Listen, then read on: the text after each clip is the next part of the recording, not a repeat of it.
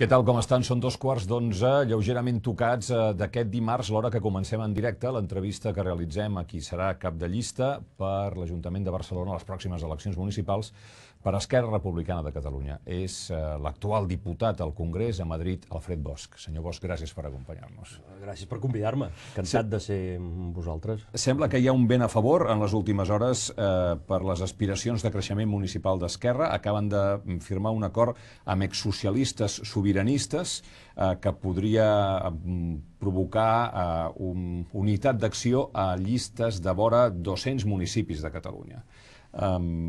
I això ja també prefigura el sentit ideològic de la seva acció municipal, Esquerra i Sobirania?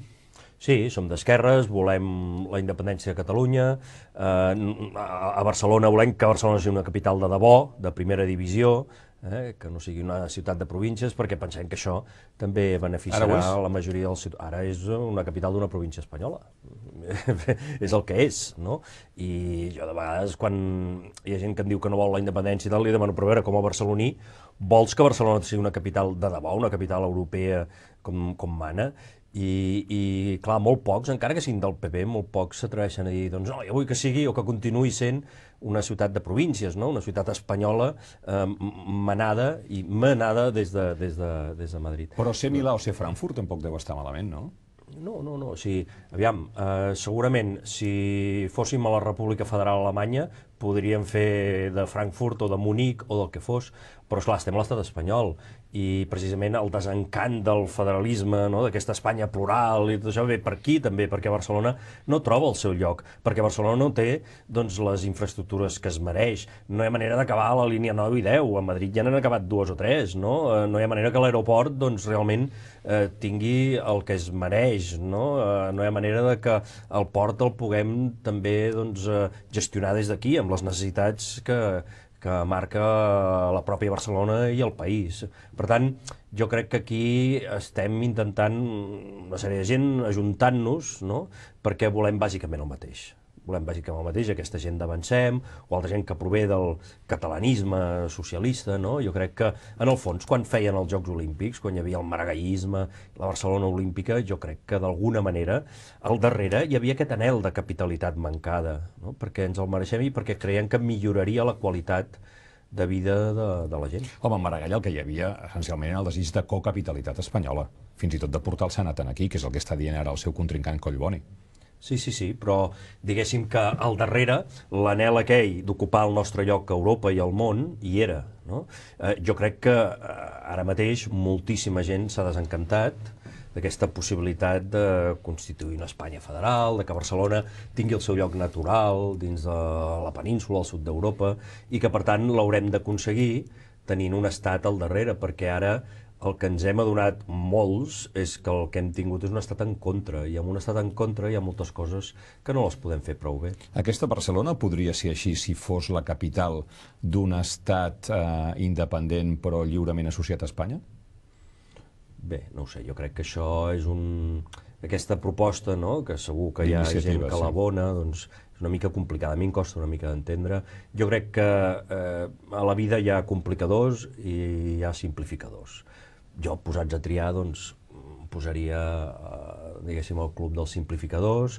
Intentem fer el que fa tothom, que és tenir un estat sense fronteres tancades, sense muralles xineses, no? Un estat dins de la Unió Europea, amb lliure intercanvi, moviment de persones, però un estat amb totes les eines que pot tenir un estat i, per tant, que puguis anar a Brussel·les doncs, amb el mateix estatus, les mateixes possibilitats que pugui tenir Portugal o Dinamarca o Holanda o qui sigui. I això, exactament això, no és també el que vol Convergència?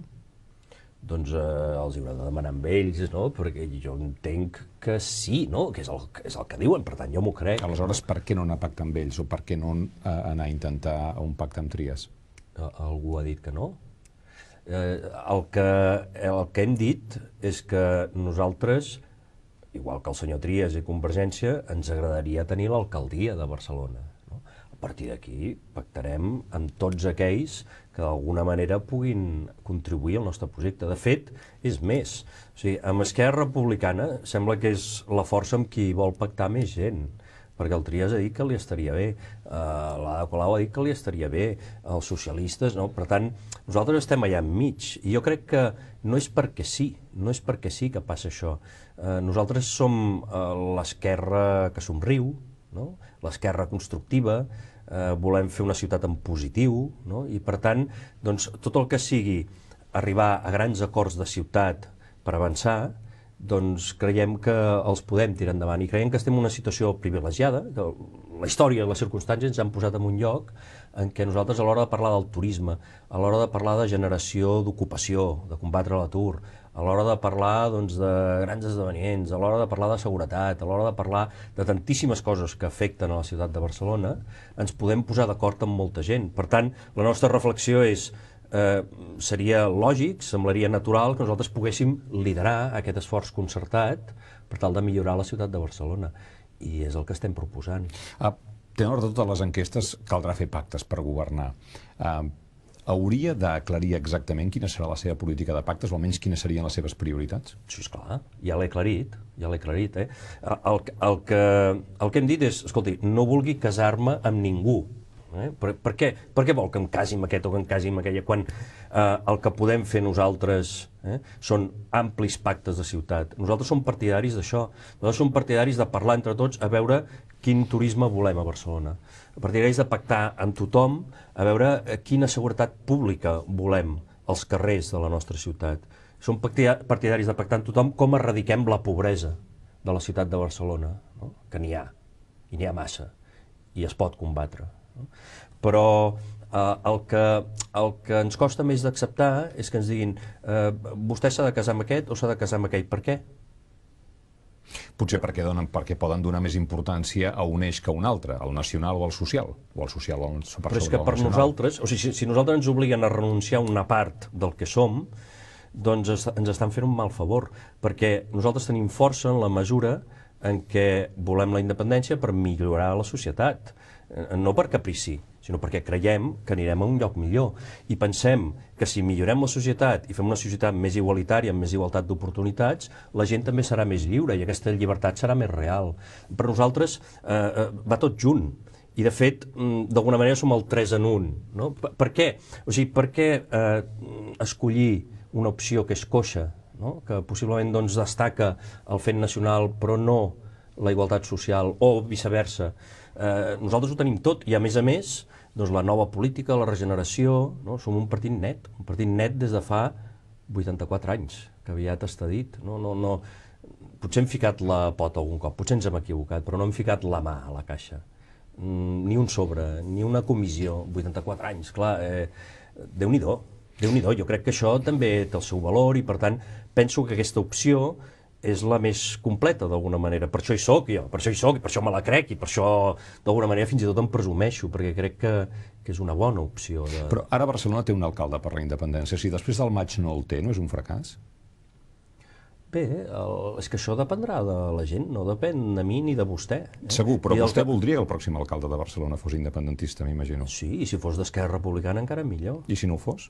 Bueno, doncs, escolti, la qüestió és que la ciutat tingui un alcalde que la faci avançar i que faci avançar el país, no? Però és una decisió que haurà de prendre la gent. Nosaltres intentarem convèncer els ciutadans que som la millor opció, no? Però altres també ho faran.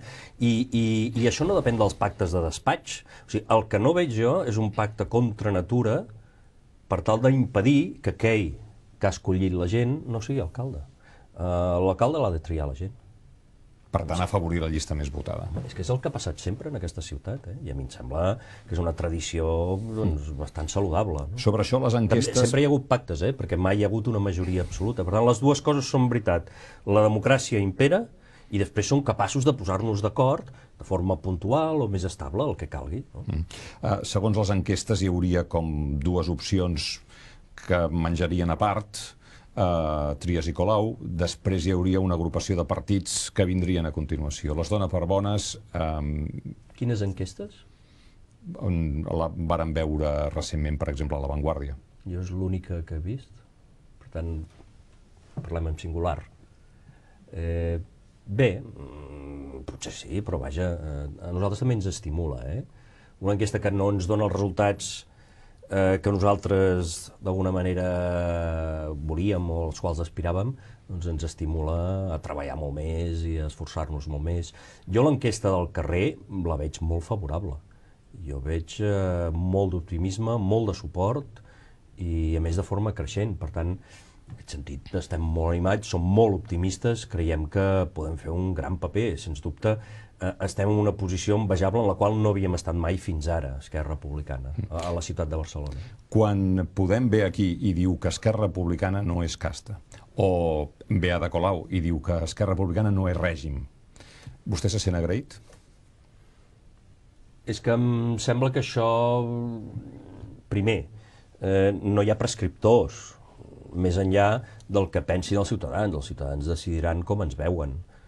No hi ha ningú que pugui qualificar els altres de ser així o de ser aixà. Bueno, ho estan fent constantment. Sí, però vaja, ja fa mesos. Jo penso que, vaja, jo no ho faria. Jo no diria si l'Ada Colau és més casta o menys casta. Jo no entraria en qualificar els meus adversaris. Jo intentaria sempre jugar en positiu, en afirmatiu. Jo crec que som l'esquerra del sí, som la gent del sí, que diem que sí a la llibertat, que diem que sí a la igualtat, que diem que sí a l'ètica política, que diem que sí a la ciutat de Barcelona, que volem que hi hagi prosperitat, volem que hi hagi èxit, volem que sigui una ciutat d'èxit, però volem que aquest èxit arribi a tothom, que sigui compartit. En aquest sentit som d'esquerres, no en el sentit que estem en contra de tot, que ho denunciem tot, que ens agrada residir en el lament o en la queixa. No, ens agrada construir i ens agrada avançar. I això vol dir, des d'un punt de vista d'igualtat social, repartir al màxim el Mobile World Congress. Fantàstic, tant de bo n'hi haguessin uns quants, com aquest, no? Però ha d'arribar a tothom, ha d'arribar fins a l'últim dels ciutadans. Per exemple, portem ja, 7 anys amb el Congrés de Mòbils a Barcelona, 7 anys són, des del 2007, no? I amb què ha augmentat el nivell de coneixement d'anglès? Entorn d'un 30% dels ciutadans de Barcelona poden tenir converses més o menys sostingudes en anglès. Ha augmentat? No. Doncs, home, estem perdent una gran oportunitat. Hauria de servir el Congrés de Mòbils per aplicar programes de coneixement de l'anglès, programes d'acompanyament de gent, hauria de servir de manera que pugéssim, elevéssim el nivell de coneixement de l'anglès, i dic l'anglès per dir alguna cosa que em sembla molt útil, no? I que això acabés beneficiant a tots els ciutadans que estiguessin més capacitats, que poguessin trobar feina amb més facilitat i que poguessin trobar feines de més qualitat, no? Per tant, a mi em sembla que aquesta filosofia de que hem de tenir èxit, però que l'èxit ha de ser compartit, va molt amb la nostra manera de ser i amb el que sempre entenc que ha predominat a Barcelona. Una Barcelona d'esquerres que ha fet uns Jocs Olímpics, no? I que ha intentat que arribés a tothom l'impacte d'aquests esdeveniments. Com compartir aquest èxit? Ho dic perquè tots els candidats que han passat per aquesta cadira subratllen que a Barcelona hi ha greus desnivellaments de renda per barris. Hi ha diverses solucions, parlen, per exemple, d'una renda mínima d'inserció. Què és el que proposen a Esquerra? Sí, nosaltres sobretot proposem feina, i la feina doncs s'ha d'estimular a través de la formació, com el que li comentava ara. Jo crec que l'anglès hauria de ser la tercera llengua de Barcelona i hauria de ser-ho de forma natural, no? Per tant, hi ha maneres d'arribar-hi, hi ha maneres de reforçar l'ensenyament i la formació, i crec que s'hauria de fer. Plans d'ocupació, jo crec que això encara hi ha marge per diguéssim, generar més ocupació des de l'Ajuntament de Barcelona, i després la proposta que tenim d'una agència de desenvolupament i ocupació a l'estil del New York Development Corporation, que van crear a Nova York, ho va crear ja l'alcalde Giuliani en el seu moment, Bloomberg ho va continuar, i que ha estat un gran èxit. És com agafar Barcelona Activa, diguéssim, i fer-ho gros amb aportacions del sector privat, que haurien d'estar implicats, les universitats, la recerca, i alguns dels grans esdeveniments per tal de... I després també integrar-hi el territori, els polígons industrials, tota una sèrie de localitzacions que poden fer que Barcelona recuperi d'alguna manera aquell ADN laboriós, industriós, que sempre ens ha marcat com a gran ciutat. Jo crec que això no ho podem perdre. Som una ciutat bàsicament de serveis, actualment, però no hem perdut el caràcter manufacturer, laboriós. Ja no estem al segle XIX, ja no ens podem centrar en la mineria del carbó, la maquinista terrestre marítima o les màquines, les fàbriques aquestes tèxtils, les grans tèxtils del seu moment, no? Però sí que podem anar a una indústria sostenible, una indústria verda, lleugera, d'alt valor afegit, d'alt valor tecnològic, i Barcelona, a més, pot triar els seus socis, perquè tenim un magnetisme internacional que ens ho fa possible. Per tant, posem-li una mica d'energia, posem-li una mica d'empenta, anem a captar allò que ens interessa, anem a equilibrar una ciutat que potser en els últims anys ha tirat massa cap al lleure, massa cap als serveis, i se n'ha oblidat del que era aquella ciutat pancaire dels nostres pares, dels nostres avis, no? que dona feina a tothom que vol feina, que vol treballar, no? Una ciutat molt treballadora. Hauria reformat la Diagonal? Jo hi hauria posat un tramvia. Fins a la plaça de les Glòries? Ui, tant.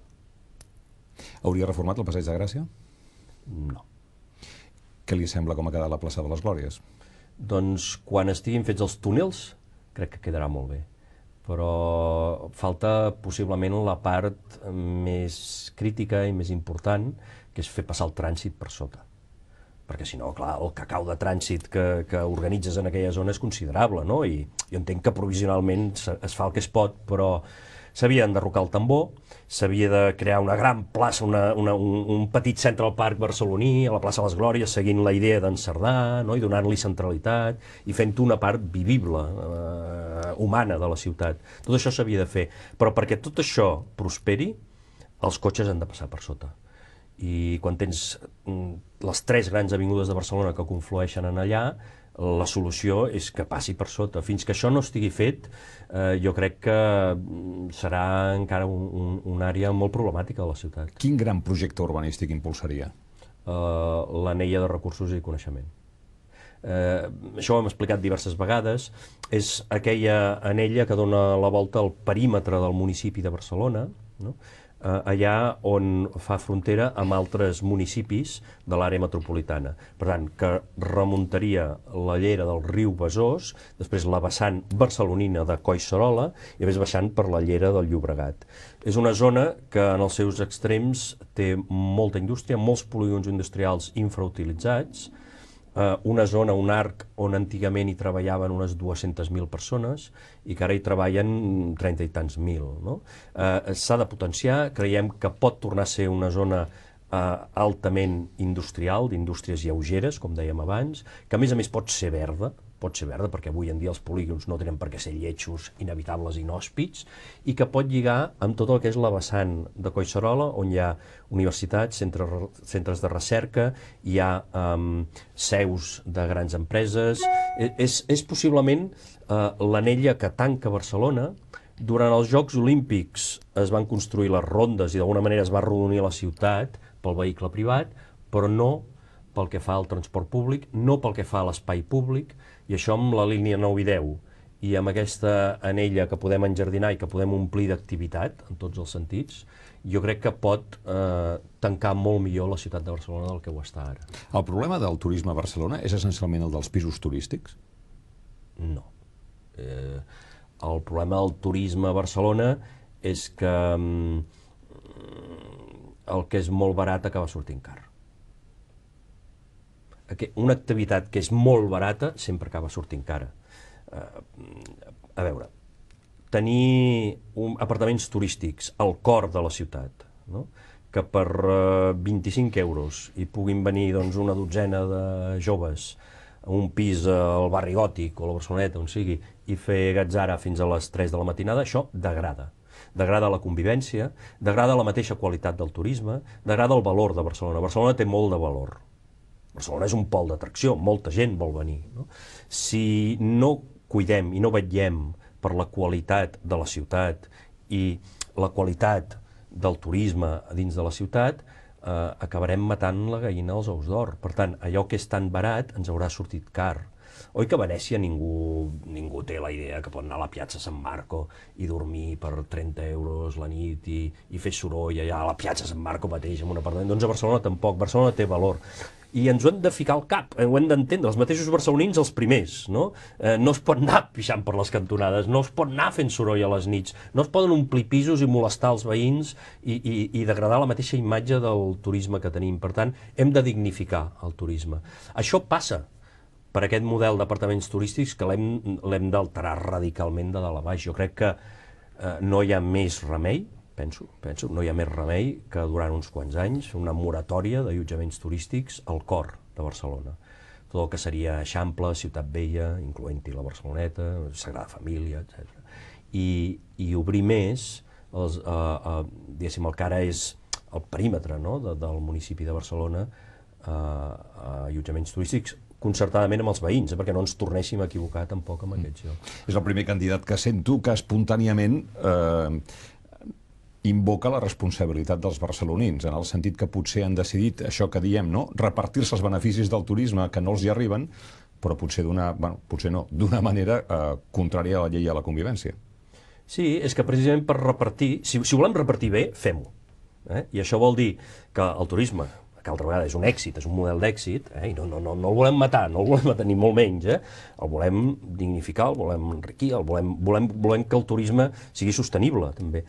Per repartir-ho bé, doncs hauria de ser possible que hi hagués visitants que poguessin venir a residir, per exemple, a Roquetes, i que hi hagués un hotelet, l'altre dia estava a Roquetes i m'ho deien, o a Canyelles, o a la Verneda, o on sigui, i que hi hagués uns hotelets allà, doncs a molta gent li semblaria bé, perquè et diuen, és que els bars pateixen, és que les botigues pateixen, és que el forn pateix, és que els queviures pateixen, i en canvi, si tinguéssim alguns visitants d'aquest centre tan saturat on sembla que sobra gent, que ja no hi cap ni una agulla, ja no hi cap ni un turista més, si això ho repartíssim una mica més per Barcelona i per l'àrea metropolitana, doncs aleshores sí que potser tindríem aquell model cooperatiu de turisme col·laboratiu que ens estan presentant algunes empreses, que ajuden aquelles persones que viuen soles, que tenen unes rendes modestes. Però segurament això sí que ho aconseguiríem, però no saturant i concentrant aquells barris on hi ha una saturació tremenda i on el turisme funciona com a negoci, desenganyem-nos.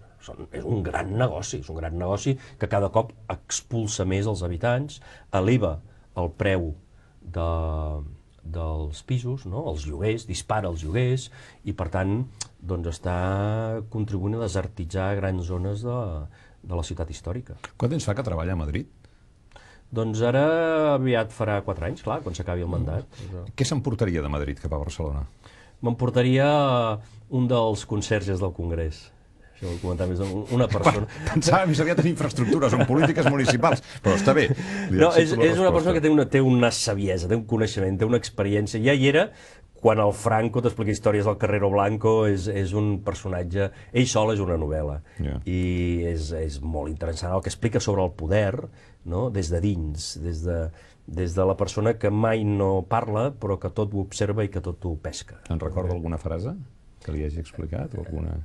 Sí, recordo quan em va explicar coses del Conde Bayalde, que era el secretari del Congrés, que em deia és que una persona que, a més, va ser molt crítica, molt antifranquista, però ell estava allà treballant, i em deia, es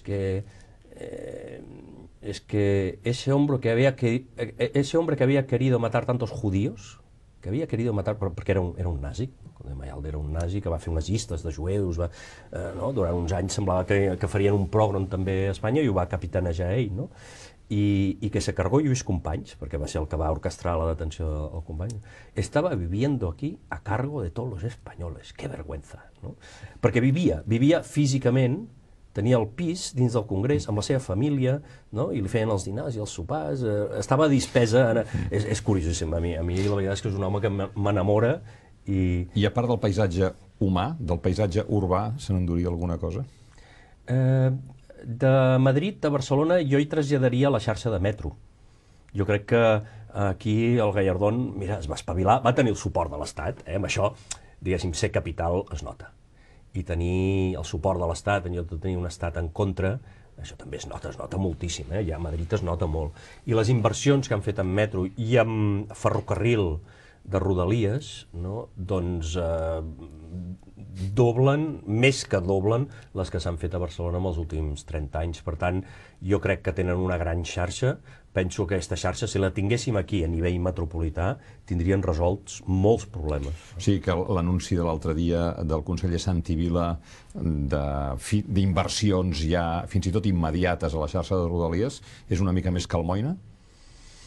A mi m'encantaria que fos veritat.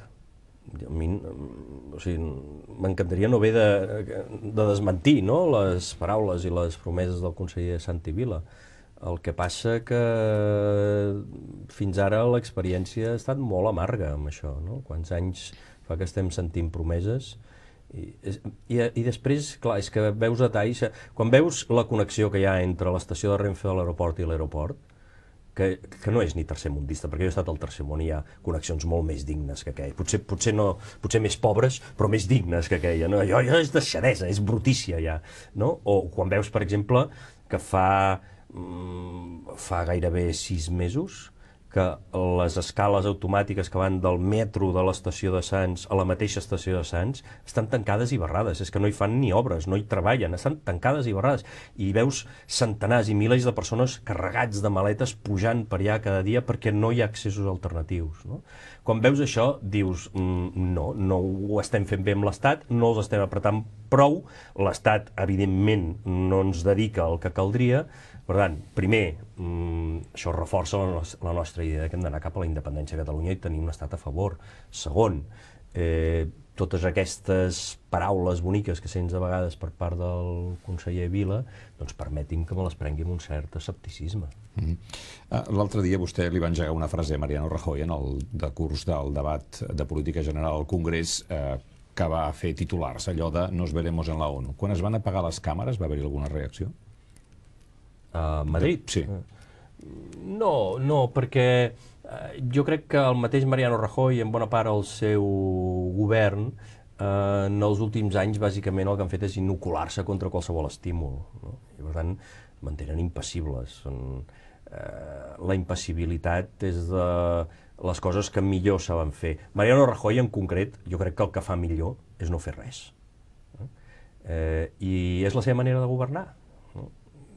Des de l'escàndol del Prestige, no? I tants altres escàndols que han anat passant, jo crec que la seva particular manera de sortir-se'n de qualsevol crisi, sigui rescat bancari, sigui el cas Bárcenas, sigui el que sigui, és no fer res, no moure ni un dit. I per tant, quan li dius coses d'aquestes, fa el mateix, perquè és la manera que té de reaccionar, no reaccionar. O no semblar que fa res. Ho dic perquè justament vostè estava en l'ús de la paraula quan arriba al Congrés la notícia que el Tribunal Constitucional ha anul·lat el decret de convocatòria del 9-N, la llei de consultes catalanes.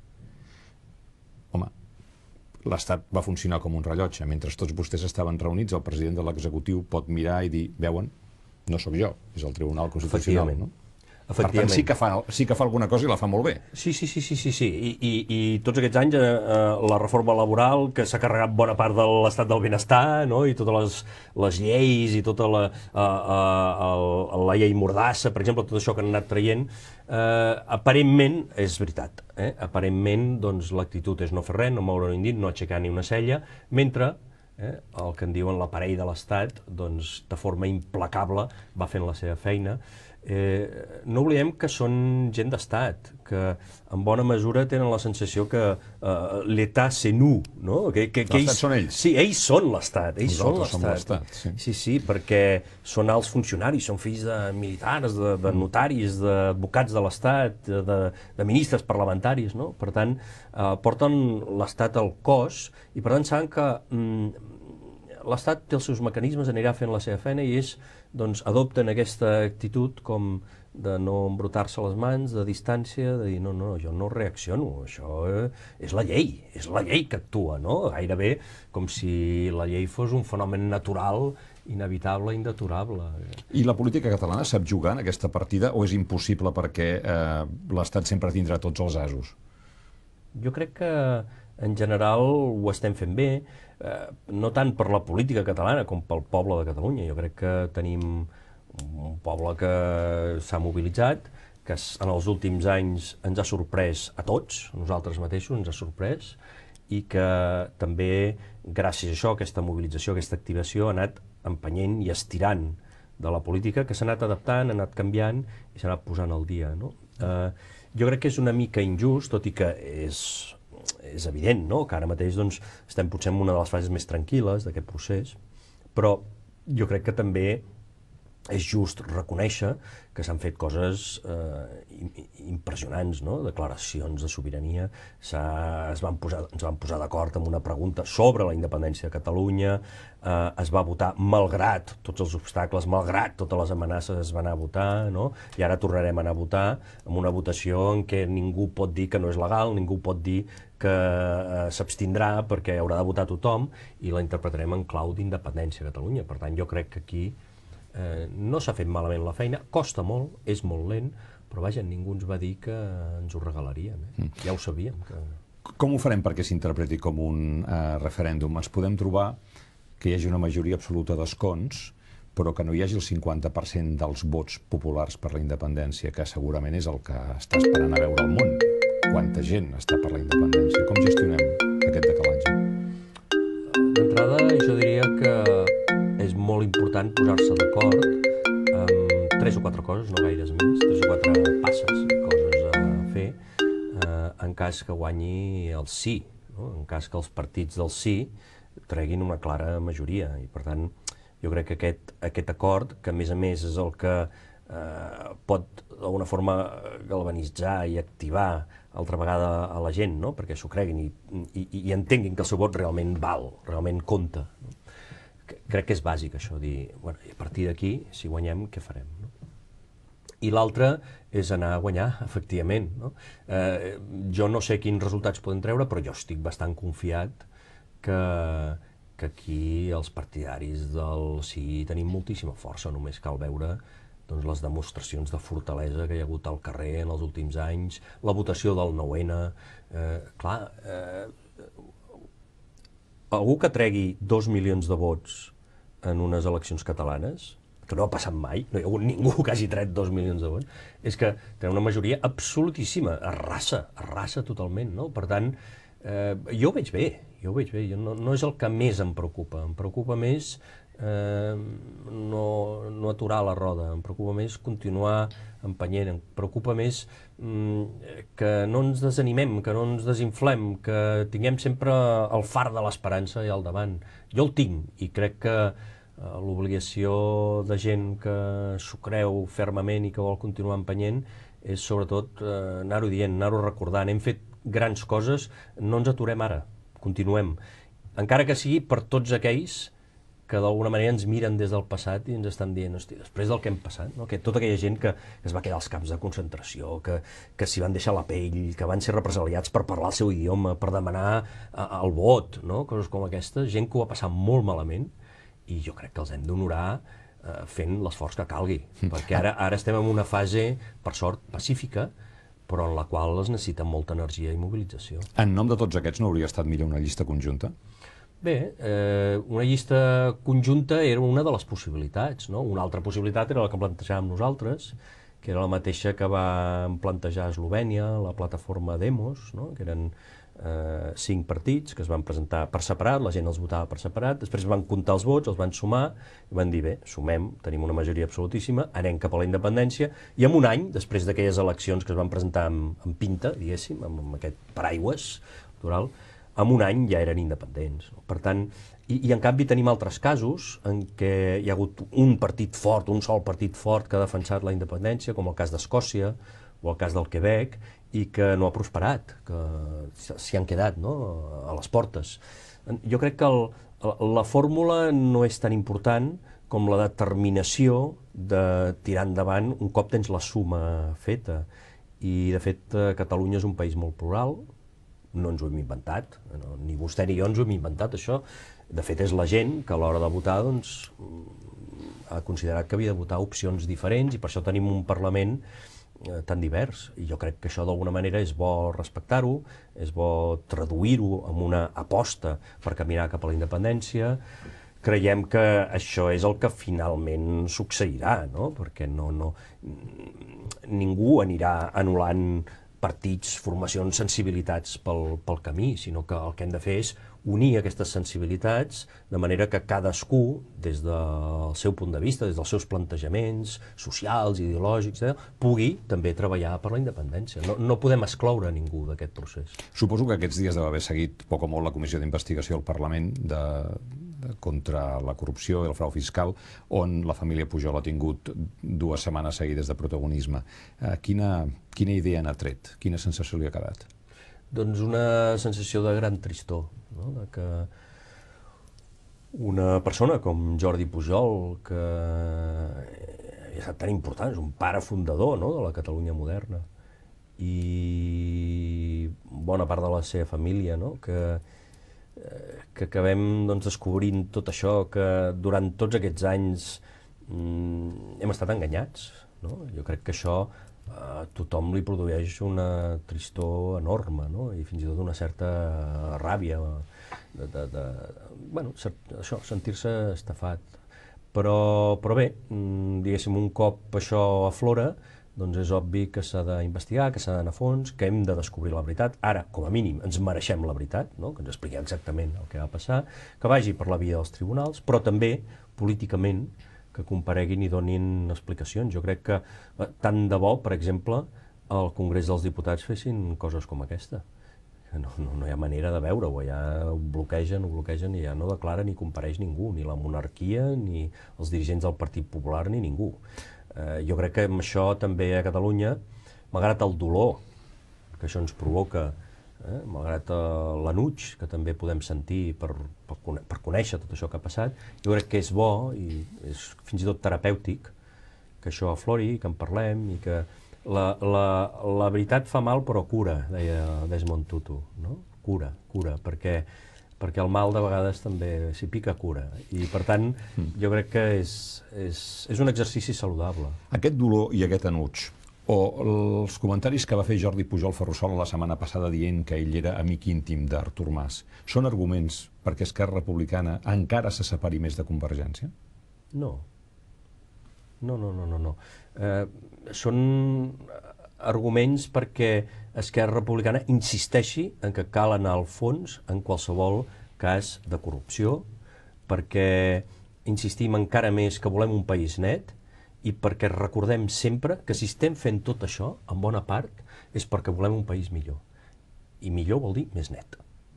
Per tant, si aquest procés d'independència va acompanyat d'una escombra, no?, i podem ajudar a fer net ja durant el procés, sense esperar que arribem a la nostra Icària, doncs millor que millor.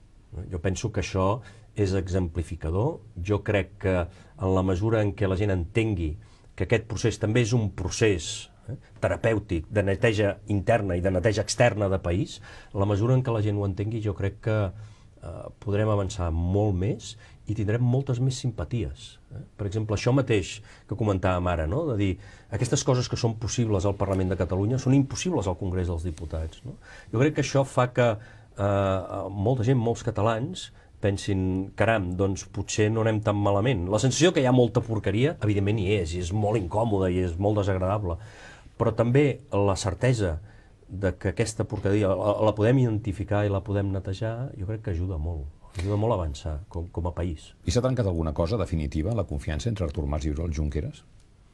No, perquè, diguéssim, són dos líders amb la primera i la segona força de Catalunya en aquests moments, que s'han de posar d'acord, que en els moments decisius s'han acabat posant d'acord, que de vegades els hi ha costat, que de vegades s'han entès millor i de vegades no tant. Però la dimensió personal jo crec que aquí té una importància molt relativa. Sempre la té, perquè si entre vostè i jo hi ha feeling, segur que aquesta entrevista doncs serà més càlida i la gent ho agrairà. Però, com crec que hi és, però si no n'hi hagués, també l'hauríem de fer i també ens entendríem i també jo faria les mateixes respostes, no? Possiblement doncs, no tindria el mateix ganxo, el mateix caliu, però s'hauria de fer igual. Per tant, els líders polítics, sobretot el que els hi demanem, el que els hi demana tothom, és que siguin capaços de posar-se d'acord, que siguin capaços de resoldre els grans dilemes d'aquest país per poder progressar i anar endavant.